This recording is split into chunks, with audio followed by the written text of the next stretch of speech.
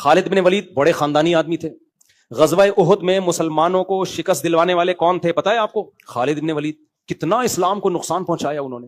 غزوہ احد میں 70 افراد خالد بن ولید اور ابو سفیان کی وجہ سے شہید ہوئے ہیں.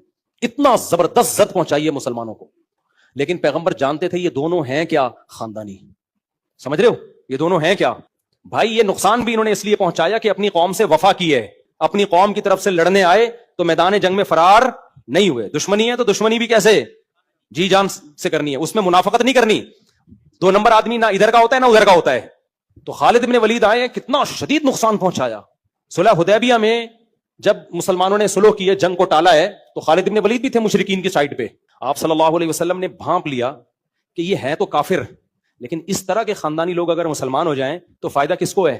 اسلام.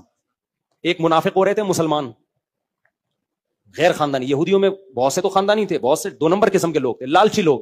مسلمان ہو گئے, ان کو پتا تھا ادھر کچھ ہمیں بینیفٹس مل رہے ہیں, تو انہوں نے تو اسلام کو بدنام کرنا تھا.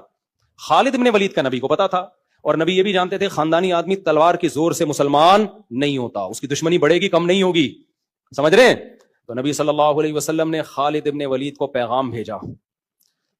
پیغام یہ بھیجا کہ خالد بن ولید جیسا سمجھدار آدمی ابھی تک مسلمان نہیں ہے, یہ ہمیں سمجھ میں نہیں آتا. او کما قال صلی اللہ علیہ وسلم, تم اتنے ذہین آدمی ہو, اتنے سمجھدار آدمی ہو, ابھی تک تم کافروں کے ساتھ کیسے ہو؟ پھر آپ نے فرمایا تم ہمارے ہاں ہوگے تمہیں عزت ملے گی. تو خالد بن ولید کے دل میں یہ بات گھر کر گئی, کیونکہ خاندانی آدمی کو آپ ریسپیکٹ دے کے تو بہت کچھ کروا سکتے ہو, ذلیل کر کے غیر خاندانی ہوتا ہے نا, اس کو آپ جتنا ذلیل کرو گے نا وہ اتنا آپ کو عزت دے گا, ٹھیک ہے نا. جتنی گالیاں دو گے آپ کو اتنا ریسپیکٹ کرے گا. وہ عزت دار آدمی کہتا ہے بھائی عزت سے تو 1 لاکھ روپے بھی تو مجھ سے لے لے, بدماشی سے نکال کے دکھا دے تو, ٹھیک ہے نا, یہی کرے گا نا وہ. کیا خیال ہے؟ عزت سے تو مانگنا ہے تو مانگ لے بھائی, میں دے دوں گا تجھے, اور اگر تو 2 نمبر ہی کر رہا ہے تو پھر کر کے دکھا لے, وہ یہی کرے گا نا.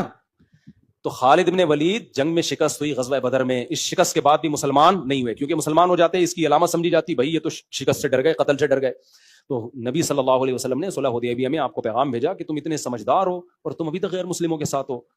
تو وہ ان کے دل میں یہ بات اثر کر گئی, آئے اسلام قبول کیا. کتنے لوگوں کو اشکال ہو سکتا تھا بھائی یہ تو وہی ہیں جنہوں نے ہمارے 70 افراد شہید کروا دیے, نبی صلی اللہ علیہ وسلم کے چچا حضرت حمزہ کو شہید کروا دیا, تو ہم نہیں ان کا اسلام مانتے. نا نا نا نا نا بھائی, جب کنورٹ ہو گیا تبھی نبی نے فرمایا جاہلیت میں جو بہتر تھے اسلام میں بھی وہی بہتر ہیں. تو خالد بن ولید ایسا جب اسلام لائے ہیں نا تو پھر کیا وفا کر کے دکھائی ہے انہوں نے, کیا صاحب رومیوں سے لڑے ہیں, اور پوری زندگی میدان جنگ میں. اور کہتے ہیں میں نے کوئی موقع ایسا نہیں چھوڑا شہادت کا میدان جنگ میں جہاں مجھے پتا تھا کہ یہاں گھمسان کی جنگ میں گھسوں گا تو شہید ہوں گا, وہاں گیا ہوں پھر بھی شہید نہیں ہوا میں. ایسے لڑے ہیں. There was a soldier. There was a commander. There was a conqueror. He crushed the superpowers of his time. He crushed the Persian Empire. He crushed the Romans. He conquered Iraq. He conquered Iran. He conquered Armenia. He conquered Jordan. He conquered Syria. The undefeated commander. The undefeated ruler. The sword from the swords of Allah Azza wa Jalla. This is Khalid bin Walid radiyallahu anhu.